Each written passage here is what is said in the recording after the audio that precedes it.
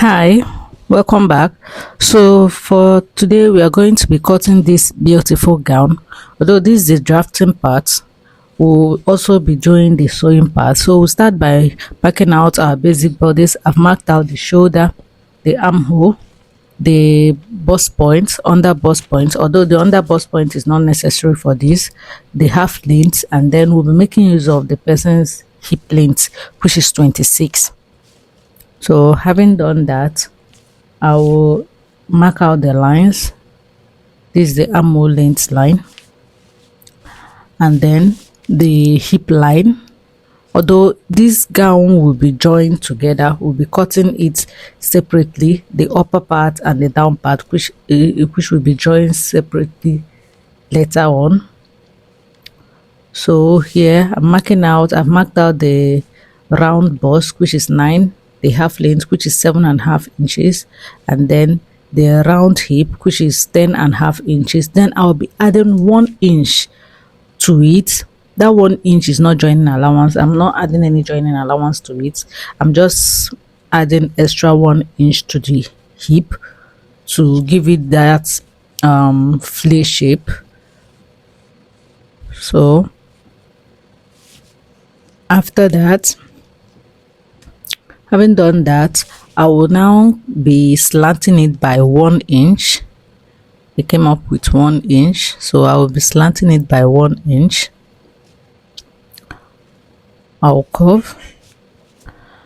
So we'll now start. I will be covering my armhole by 1 inch.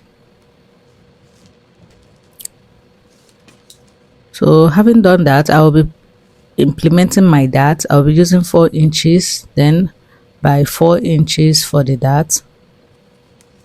Only the dart will only be at the upper side. We will not be adding any dart at the downside. It's not necessary, so you don't need it. Then I will be marking half inch for my dart.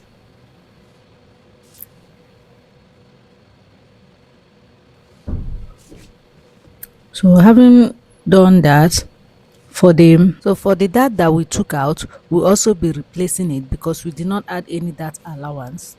So I replaced it with 1 inch, which I will also be connecting back to the hip.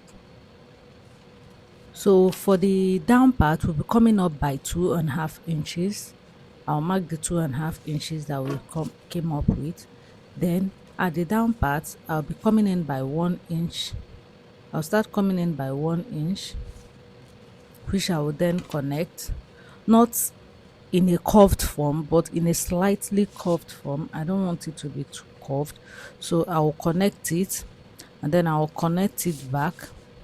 See, also I'm making use of the ruler. I don't want it to be too curved. I want it to be slightly curved. So I'll also be doing the same thing, coming out by 1 inch again.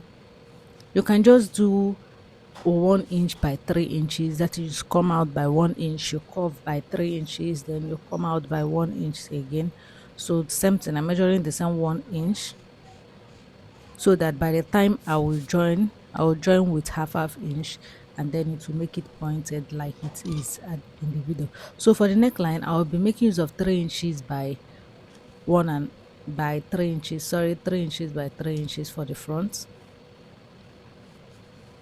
And I will be implementing the bust dart, which I will be coming down by 1 inches. I'll connect it to the bust point.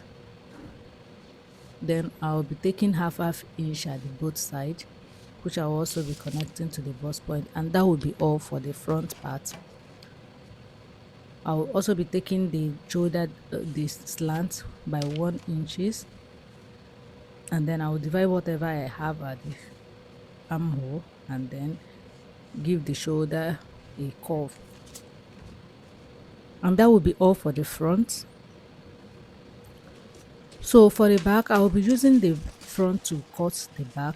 I will place it like this, and then I'll be able to trace out the necessary lines that I need. First of all, I'll be marking out our zip area. We'll be making use of 1 inch for the zip. So the back armhole is not curved, it is straight, so I will not be curving it like this. I'm just trying to trace it out. So I'll marking out, like I said before, I'll be marking out the necessary lines that will need edge, and then I'll be curving it so that one will not be longer or shorter than the other.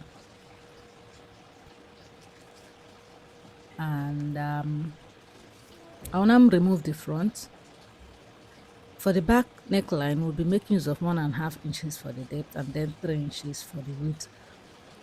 So having traced it out, I'll now remove the front and then mark out the lines that I needed.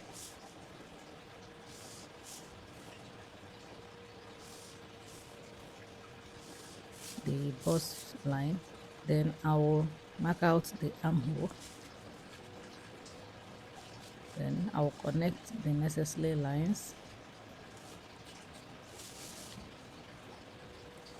off by 1 inches like we did at the front. Like I said before, for the neckline I'll be coming down by 1.5 inches and then I'll curve. We'll not be using any waist dart for this back. So here I'm marking out 1 inches for the zip area.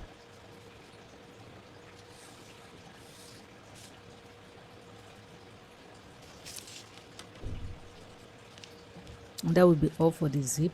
So for the back dip, I'll measure what I have between the bust point and the under bust, divide it by 2. So I will rule the lines, and then I will be taking half inch at the two sides, which I'll also be connecting to the first line that I ruled out. So I'll be going in by 1 inches, then I will connect it from the upper side down to that line I marked in between the bust point and the under bust. Then I'll also be connecting it like this, slightly towards the end of the hip line. So I'll also be connecting the 1 inch. I'll also be adding the 1 inch that I took out, the 1 inch that I came out with. I went in with, sorry, for the back dip. So I will also be adding it up like this, and that will be all for the back. Thanks for watching. Please subscribe to my channel if you haven't. See you next time. Bye.